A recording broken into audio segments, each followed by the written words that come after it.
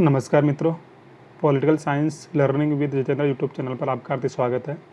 मित्रों, यहाँ पर मैं वैसे तो कंपटीशन के वीडियो अपलोड करता हूँ और करता रहता हूँ समय समय पर, लेकिन ये मैंने एक नई सीरीज़ शुरू की है और इसका विषय है हमारा संविधान। संविधान का इतिहास, संविधान कैसे बना, क्या भूमिका रही, क्या इतिहास रहा, संविधान के बारे में क्या क्या भ्रांतियाँ होती है, मतलब सब कुछ डिटेल में हमको संविधान के बारे में यहाँ पर जानने को मिलेगा। ठीक है, संविधान क्या होता है, संविधान का अर्थ क्या आता है। यदि मैं मेरे छोटे शब्दों में आपको बताना चाहूँ तो संविधान एक व्यवस्था का नाम होता है। व्यवस्था मतलब किसी भी संस्था को चलाने के लिए जो नियम होता है, जो व्यवस्था होती है, और उन नियमों को जिस पुस्तक में संग्रहित कर दिया जाता है उसी को हम संविधान कहते हैं। संविधान किसी देश का नहीं, एक परिवार का भी होता है, एक संस्था का भी होता है। जिस किसी भी संस्था को, परिवार को चलाना होता है, वहीं पर व्यवस्था बनाई जाती है, वहीं पर नियम बनाए जाते हैं और उन नियमों का संग्रह जिस पुस्तक में कर दिया जाता है उसको संविधान कहते हैं। यहाँ इतने शब्दों में आपको संविधान की परिभाषा बताना चाहूँगा। बाकी सब लोग अपने अपने हिसाब से संविधान की परिभाषा को निर्धारित कर सकते हैं, जिसको जितना समझ में आता है उसके अनुसार। ठीक है, यहाँ पर मैं किताब कौन सी है ये तो मैं आपको नहीं बता पाऊँगा किसी कारणवश, लेकिन इस किताब में लिखा हुआ हर एक शब्द आपको विश्वास करने लायक होगा, क्योंकि ये किताब बिल्कुल वेरीफाइड है। कुछ कॉपीराइट के वजह से मैं इस किताब का नाम यहाँ पर आपको दिखा नहीं सकता, लेकिन इस किताब में जो भी लिखा हुआ है संविधान के इतिहास को लेकर एक बहुत ही अच्छे राइटर के द्वारा ये किताब लिखी गई है। उस किताब को मैं आपके सामने यहाँ पर रीड करूँगा। जो चीज़ समझने की होगी उसको हम देखेंगे। ठीक है, इसके अंतर्गत हम क्या क्या देखेंगे, तो ये सीरीज हम देख सकते हैं। संविधान सभा बीज से वृक्ष की ओर, मतलब किस प्रकार से संविधान सभा का गठन हुआ, क्या क्या इसमें भूमिकाएं रही, क्या क्या इसमें नेतृत्व रहा, किसकी क्या भूमिका रही, सामाजिक क्रांति, ये सब चीज़ें आप देख सकते हो। ये सब चीज़ें हम इसके अंदर देखेंगे और काफ़ी लंबी ये सीरीज चलेगी, लेकिन आज का वीडियो मेरा थोड़ा बड़ा हो सकता है। इसके बाद में मेरा हर एक वीडियो 15 या 20 मिनट का होगा इस विषय पर। लेकिन जो संविधान को जानने में रुचि रखते हैं, जो संविधान को समझना चाहते हैं, उन सभी के लिए ये वीडियो बहुत उपयोगी है, क्योंकि संविधान का हमने कंपटीशन की दृष्टि से काफ़ी अध्ययन कर लिया, काफ़ी समझ भी लिया होगा।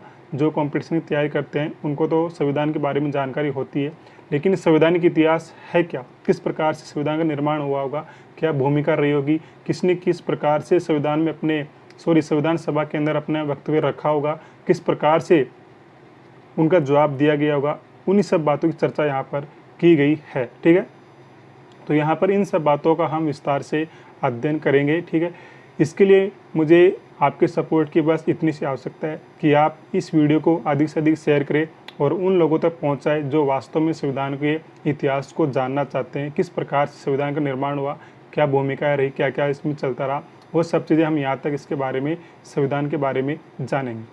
ठीक है, इसमें अनुच्छेद वगैरह कोई बात नहीं होगी, कौन सा क्या अनुच्छेद वगैरह, लेकिन संविधान का इतिहास क्या रहा, क्या नहीं रहा, उस सब चीज़ों के बारे में हम यहाँ पर देखेंगे। ये सब चीज़ें पढ़ने से पहले हम थोड़ी संविधान की प्रस्तावना, मतलब संविधान की क्या भूमिका रही है, इसमें जो लिखा हुआ है वो शब्द हम देखेंगे। ऑक्सफोर्ड इंडिया पेपरवेक संस्करण 1999 की भूमिका, ये इसका पहला पेज रहेगा हमारा। यहीं से मैं इसको पढ़ना शुरू करता हूँ। जो चीज़ समझाने की होगी मेरे दृष्टिकोण से जितना मैं समझा सकता हूँ उतना मैं आपको यहाँ पर समझाने का प्रयास करूँगा। बाकी शब्द जो है वो आपके सामने भी है और आप भी उसका अपना अर्थ निकाल सकते हो। ठीक है, तो भारतीय संविधान के रचनाकारों, स्त्री और पुरुष दोनों इसमें शामिल थे, मतलब जो संविधान सभा थी उसके अंदर स्त्री और पुरुष दोनों शामिल थे। तो रचनाकारों ने संविधान में राष्ट्र के आदर्शों और संस्थाओं की कार्य सिद्धि हेतु कुछ प्रक्रिया भी संस्थापित की थी। इन आदर्शों में राष्ट्रीय एकता तथा लोकतांत्रिक और समतापूर्ण समाज का आदर्श शामिल था। नए समाज के निर्माण के लिए एक सामाजिक आर्थिक क्रांति के अलावा एक ऐसी लोकतांत्रिक भावना की जरूरत थी जो संवैधानिक व लोकतांत्रिक संस्थाओं के उपयोग में विश्वास रखती हो। बाद में मुझे लगा कि एकता, सामाजिक क्रांति तथा लोकतंत्र एक ही अखंड अनविति के तीन सूत्र है, एक ही भाग के या फिर एक ही वृक्ष के तीन शाखाएं हैं। रचनाकारों का मानना था, मतलब संविधान निर्माताओं का मानना था कि इनमें से कोई भी उद्देश्य अलग अलग ढंग से हासिल नहीं किया जा सकता, क्योंकि ये समस्त उद्देश्य एक दूसरे पर निर्भर करते थे और उन्हें संयुक्त रूप से ही हासिल किया जा सकता था। हाल ही के वर्षों में कतिपय यानी कि कुछ नागरिकों के बीच संविधान के रचनाकारों और इस दस्तावेज की आलोचना करना एक फैशन सा बन गया है। हर कोई व्यक्ति संविधान की आलोचना करता है कि संविधान के बारे में ये जो लिखा हुआ है गलत है, ये सही है, ये गलत है। अभी कल रात को भी मैं एक डिबेट पे जब सुन रहा था, उसमें उनका नाम तो मैं नहीं लूँगा यहाँ पर, लेकिन वो लोग वहाँ पर भी संविधान की काफ़ी आलोचना कर रहे थे कि ये संविधान उनके द्वारा तो ऐसा किया ही नहीं गया। मतलब मैं यहाँ पर पूरा नहीं बोलूँगा, लेकिन संविधान को समझने से पहले आपको इस संविधान का इतिहास समझना पड़ेगा, तभी आप उन लोगों को जवाब दे सकोगे जो संविधान की आलोचना करते हैं। नहीं तो आप संविधान की जो आलोचना करते हैं उन लोगों को आप जवाब नहीं दे पाओगे। ये मैंने 2 दिन से मैं उन लोगों का डिबेट सुनता हूँ, देखता हूँ, लेकिन मैंने ये देखा है, हालांकि वो लोग मेरे नाम से मेरे को वहाँ पर बोलने की परमिशन नहीं देते हैं। मेरा प्रयास रहता है कि मैं उनकी डिबेट में बोलूँ, शामिल तो मैं होता हूँ उसमें, लेकिन वो मेरे को वहाँ पर बोलने का परमिशन नहीं दे पाते हैं, क्योंकि जो मीटिंग वहाँ पर होस्ट करता है उसी के कंट्रोल में सब कुछ होता है, वो किसको बोलने की परमिशन देता है। लेकिन जब कभी भी अवसर मिलेगा तो मैं अपनी बात उस डिबेट में ज़रूर रखूँगा, लेकिन इसके लिए हमको संविधान का इतिहास पता होना ज़रूरी है, तभी हम उन लोगों को समझा सकते हैं, अन्यथा नहीं। ठीक है, तो नागरिकों के बीच में आलोचना करना एक फैशन से बन गया है। ऐसे लोगों को लगता है कि 1950 के बाद देश में जिस तरह की घटनाएं घट रही है उन्हें देखते हुए इस संविधान को बदल दिया जाना चाहिए। उनका कहना बिल्कुल ये जो लिखा हुआ ये लाइन, यही बात वो लोग उस डिबेट में बोल रहे थे। ठीक है, उनका कहना है कि यह संविधान विफल हो गया है। मेरे विचार में एक भ्रामक सोच है। मतलब ये जो किताब लिख रहे हैं उनका ऐसा वक्तव्य है, और अपने बल पर संविधान कभी सफल नहीं होते हैं। बाबा साहब ने भी ये बात कही थी कि संविधान कितना ही अच्छा हम क्यों ना बना ली, लेकिन वो तब तक सही नहीं हो सकता जब तक सफल नहीं हो सकता, तब तक उसे लागू करने वाले लोग अच्छे नहीं होंगे। उनका कहना है कि ये संविधान विफल हो गया। मेरे विचार में एक भ्रामक सोच है। अपने बल पर संविधान कभी सफल नहीं होते हैं। कोई भी संविधान स्वयं में निष्क्रिय ही होता है। उसे सफल बनाने के लिए नागरिकों तथा निर्वाचित नेताओं को श्रम करना पड़ता है। मैं जब पिछले 50 वर्षों पर नज़र डालता हूं, तो संविधान के रचनाकारों द्वारा इन राष्ट्रीय उद्देश्यों और उन्हें पूरा करने के लिए तैयार की गई आवश्यक शासकीय संरचनाओं की सफलता पर अभिभूत हो जाता हूं। राष्ट्र की आशाओं को पूरा करने की दृष्टि से यह संविधान पूर्ण रूप से सफल रहा है। यह एक गलत सोच है कि संविधान के रचनाकारों को प्रत्येक आपात स्थिति का पहले से अंदाजा होना चाहिए था। संविधान के रचना काल के दौरान देश जिस तरह के आदर्शवाद और मुद्दों से जूझ रहा था, उसमें भविष्य की आपात स्थितियों का आंकलन न कर पाना एक सहज बात थी। कुछ ऐसी आपात स्थितियां भी थी जिन्हें उन्होंने भांप तो लिया था, परंतु उनके लिए संविधान में कोई व्यवस्था नहीं कर सके। लेकिन मेरा मानना है कि किसी भी मूल दस्तावेज में हर परिस्थिति का समाधान नहीं दिया जा सकता। समय के अनुसार ही हमको उस परिस्थिति का समाधान करना पड़ेगा। हर परिस्थिति का समाधान संविधान में शामिल नहीं किया जा सकता। परिस्थिति जैसी है हमारे सामने, हमको उस परिस्थिति के अनुसार ही उसका समाधान ढूंढना पड़ेगा समय के अकॉर्डिंग। यह काम भविष्य के नेताओं का होता है। जो लोग देश को चला रहे हैं वही उस समय जो परिस्थिति आई है उसका समाधान करेंगे। हर परिस्थिति का समाधान संविधान में नहीं डाला जा सकता। यहाँ पर इसी बात पर जोर डाला जा रहा है कि वे अपने समय की समस्याओं का उत्तर संवैधानिक सिद्धांतों में स्वयं ढूंढे।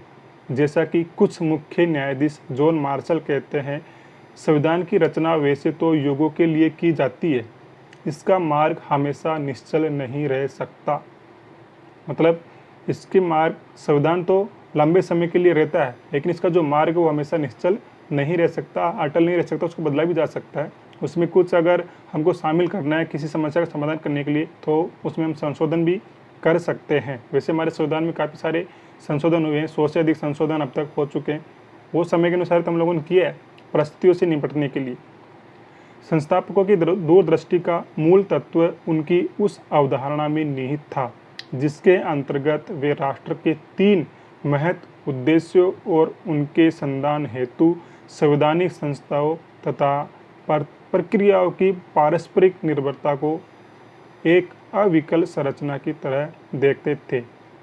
राष्ट्रीय एकता और अखंडता का उद्देश्य पूरा करने के लिए उन्होंने संविधान में एक अत्यंत केंद्रीकृत संघवाद की व्यवस्था की, जिसकी कुछ विशेषताएं इस प्रकार थी।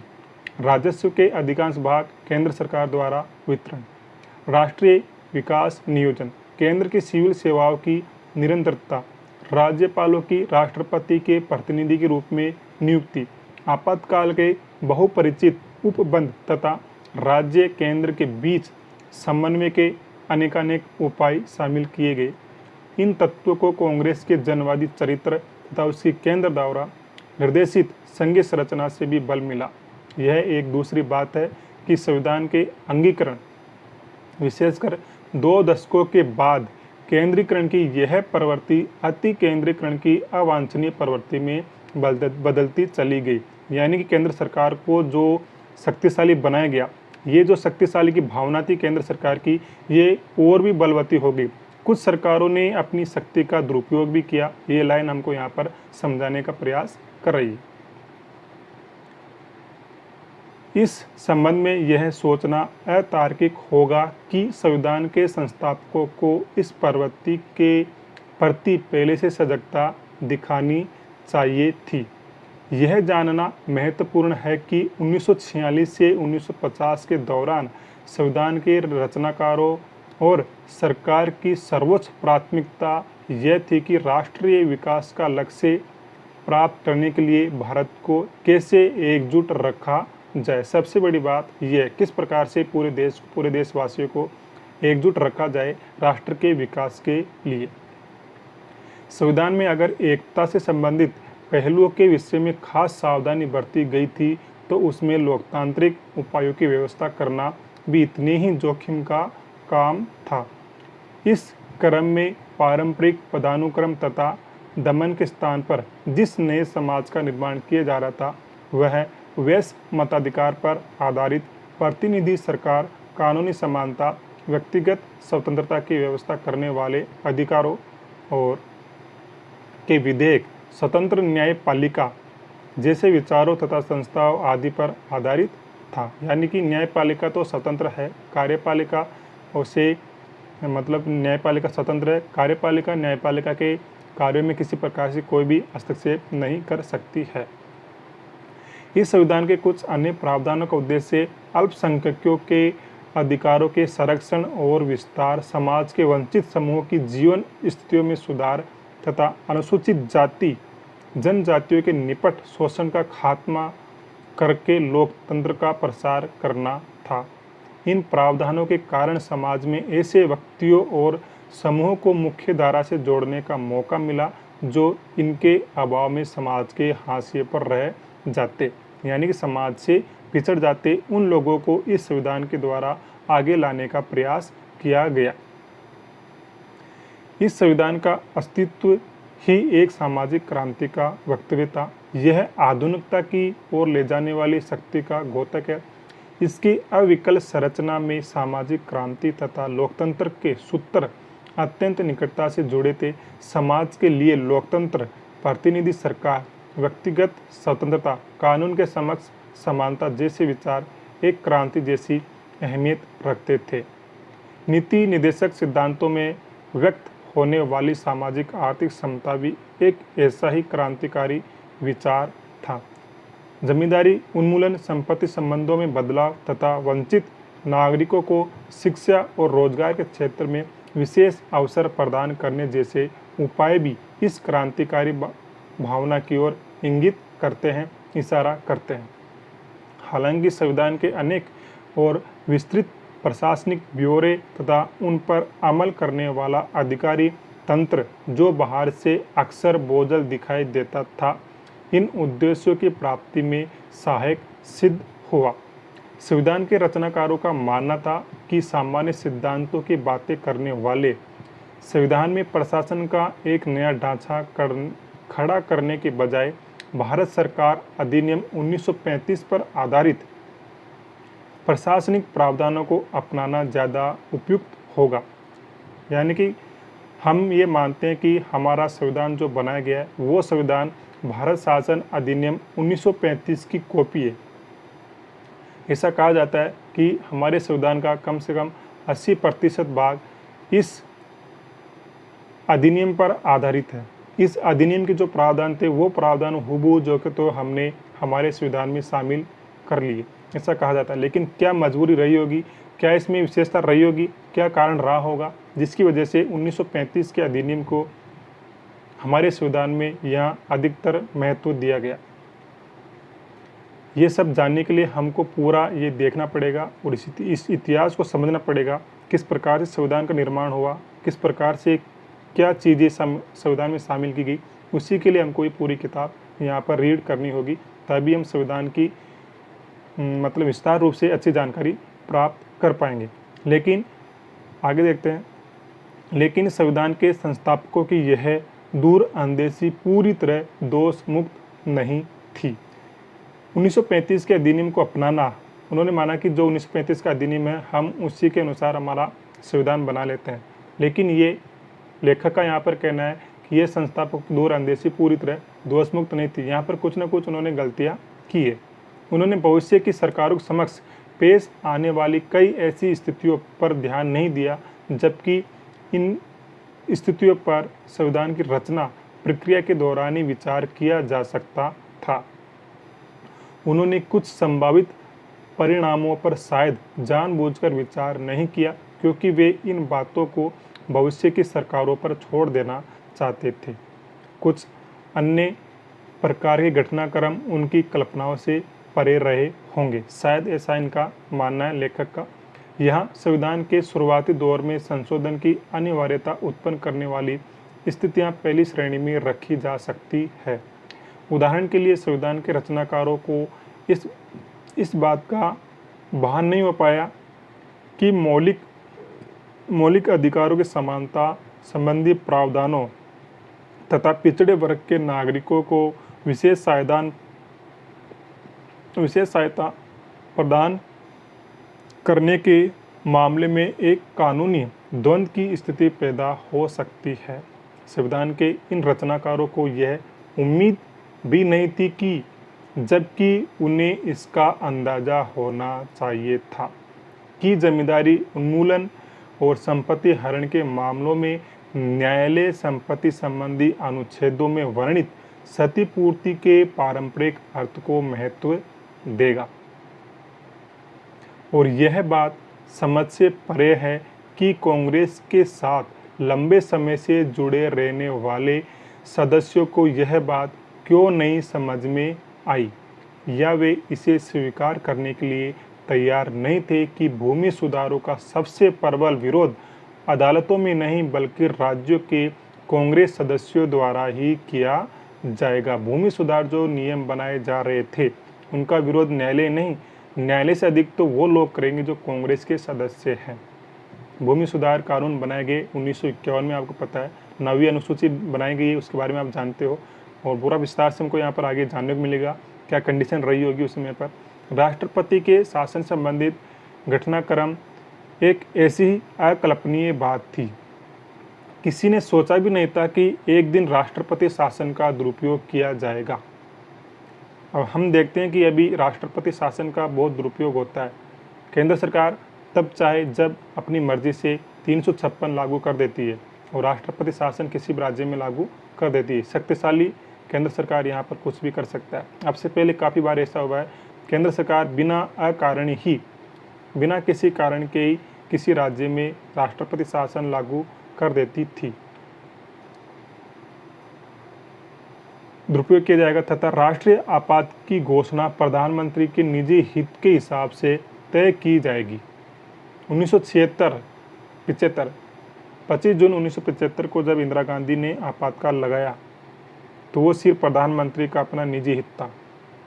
अगर हम उस इमरजेंसी के बारे में अध्ययन करते हैं तो हमको पता लग जाता है कि उस समय इंदिरा गांधी जी ने अपने स्वयं के हितों को ध्यान में रखते हुए ही आपातकाल इमरजेंसी लागू की थी। ये बात भी संविधान निर्माता नहीं सोच पाए कि इन आपातकालों का दुरुपयोग भविष्य में कभी होगा।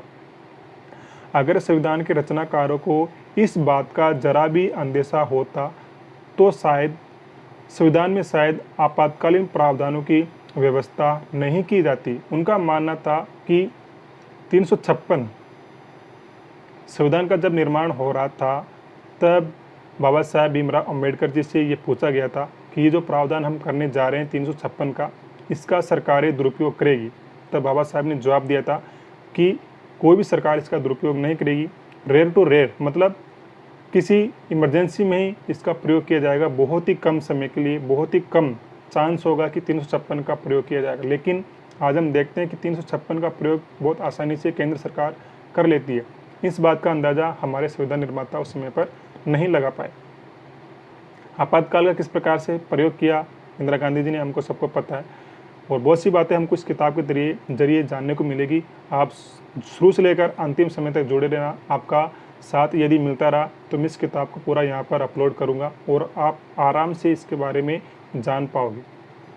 अथवा अगर ऐसा करना जरूरी होता तो इन प्रावधानों में 44वां संविधान संशोधन की तरह कुछ काट-छाँट की जाती।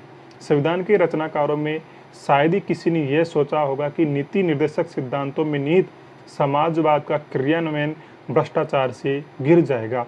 आर्थिक प्रगति में निजी उद्यमशीलता पर अंकुश लगाया जाने लगेगा तथा राष्ट्रीय विकास का कार्य बाधित होने लगेगा। निस्संदेह निजी उद्यमशीलता का मतलब निजी व्यापार करने का बेरोक-टोक प्रसार भी एक इतनी ही हानिकारक बात थी। किसी को इस बात का अंदाज़ा नहीं था कि आर्थिक बदलाव वयस्क मताधिकार के कारण विधायी प्रतिनिधित्व का चेहरा इस कदर बदल जाएगा। आज के सार्वजनिक जीवन में बहुत से लोगों की स्वार्थपरता देखकर भी संविधान रचनाकारों को निस्संदेह गहरी निराशा हुई होती। हालांकि संविधान के रचनाकारों ने वयस्क मताधिकार का निर्णय यह सोचकर लिया था कि इससे पारंपरिक समाज का सांचा टूट जाएगा। लेकिन इतिहास की स्थापित सच्चाई के कोण से देखें तो वे इस बात का अंदाज़ा नहीं लगा सके कि पारंपरिक समाज के इस डर्रे में सामाजिक क्रांति के कारण सशक्त होने वाले नए समूह अन्य लोगों का दमन करने लगेंगे। संविधान के रचनाकार ज़्यादा से ज़्यादा एक सामाजिक क्रांति का सूत्रपात करके उसके अच्छे परिणामों की प्रतीक्षा ही कर सकते थे। भविष्य के गर्त में पड़ी चीज़ों की शकल तय करना उनके हाथ में नहीं था। शेष दायित्व उनके उत्तराधिकारियों को निभाना था। मतलब जो बाद में नेता लोग आ रहे हैं, जो सरकारें आ रही है, उन्हीं को ये दायित्व निभाना था कि संविधान के अंदर जो बातें डाली गई है, लागू की गई है, उनको अच्छे प्रकार से लागू किया जाए। संविधान के रचनाकार जिनमें स्त्री पुरुष दोनों शामिल थे कुछ बातों का पूर्वानुमान लगा सकते थे, लेकिन इसके लिए वे संविधान में कोई व्यवस्था नहीं कर सके। इस बात का अनुमान लगा सकते थे कि कांग्रेस की घटती लोकप्रियता और विधायी निकायों खास तौर पर संसद में उसके गिरते प्रतिनिधित्व के क्या परिणाम होंगे। उन्हें इसका अंदाज़ा रहा होगा कि इन चीज़ों के कारण कांग्रेस गठबंधन सरकार में सहयोगी दल की भूमिका में आ जाएगी या फिर अन्य दलों का गठजोड़ उसे सत्ता से बाहर कर देगा। हालांकि चौथे दशक की स्थितियों को देखते हुए यह बात दूर की कौड़ी सी लगती थी, लेकिन यह एक संभावना तो थी ही। अगर लोग बाग निजी स्तर पर ऐसी राय रखते थे तो यह सोचना गलत ना होगा कि एक संसदीय व्यवस्था में उन्हें यह बात असामान्य नहीं लगती थी। शायद उन्हें इस संभावना में राजनीतिक जटिलताएं नज़र आई हो और फिर उन्हें लगा हो कि इस मामले में पहले से कोई व्यवस्था करना अनुचित होगा। हालांकि संविधान सभा को इस बात का प्रत्यक्ष अनुभव था कि परिपाटियाँ विवादास्पद होती है, जो परंपराएं चली आ रही है वो विवादास्पद होती है, उन पर सबका अपना अपना विचार होता है और उन पर विवाद अक्सर होता रहता है। परंतु इसके बावजूद संविधान के रचनाकारों ने अपने उत्तराधिकारियों के लिए संवैधानिक परिपाटियों के संबंध में ऐसा कोई नुस्खा तैयार नहीं किया जो उन्हें किसी खास तरह के राजनीतिक आचरण का निर्देश देता हो। उदाहरण के लिए राष्ट्रपति की शक्तियों के संबंध में उभरे अच्छे खास विवाद के बावजूद उन्होंने संविधान में इन शक्तियों से जुड़ी परिपाटियों का उल्लेख नहीं किया। इसी तरह उन्होंने राज्यपालों के लिए भी दिशा निर्देश निर्धारित नहीं किए, जबकि इस विषय में विधिवत विचार किया गया था। साक्ष्य बताते हैं कि उन्हें यह विश्वास था कि संसदीय परिपाटियों का सख्ती से पालन किया जाएगा। संसदीय व्यवस्था जो होती है उसकी जो परंपरा रही है उसका यहाँ पर अच्छे से पालन किया जाएगा, सख्ती से पालन किया जाएगा, ऐसा संविधान निर्माताओं का मानना था। राष्ट्रपति की शक्तियाँ और आपातकाल की घोषणा के विषय में संवैधानिक संशोधनों के बाद नए प्रावधान जोड़ने की बात तो दूर, उन्होंने यह कल्पना भी नहीं की थी कि इस विषय में किसी प्रकार का उल्लंघन भी किया जाएगा।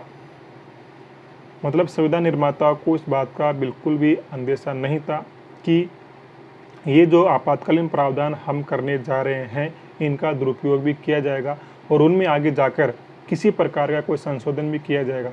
लेकिन जब इंदिरा जी ने इमरजेंसी लागू की तो उसके बाद में आपातकालीन जो प्रावधान है वहाँ पर भी संशोधन, 44 संविधान संशोधन 1978 के द्वारा किया गया। इंदिरा गांधी ने जब इमरजेंसी लागू की थी तो सिर्फ अपने एक लेटर के द्वारा फखरुद्दीन जो वहाँ पर राष्ट्रपति थे उस समय पर उनको एक संदेश भेजा और राष्ट्रपति जी ने आपातकाल लागू कर दिया। उसके बाद में अब ये प्रावधान कर दिया गया है कि अब राष्ट्रपति यदि इमरजेंसी लागू करते हैं तो मंत्री परिषद की लिखित सिफारिश मिलने के बाद ही करेंगे।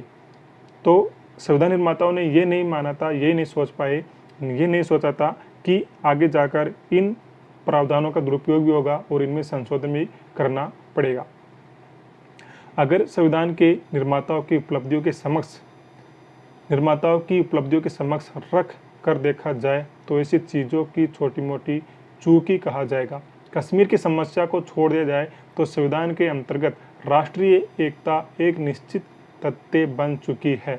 यह ठीक है कि लोकतंत्र के नाम पर कुछ ज्यादतियाँ हुई है और वह सभी नागरिकों को समान रूप से उपलब्ध नहीं रहा है, लेकिन इसके बावजूद आज लोकतंत्र एक जीवंत सच्चाई है।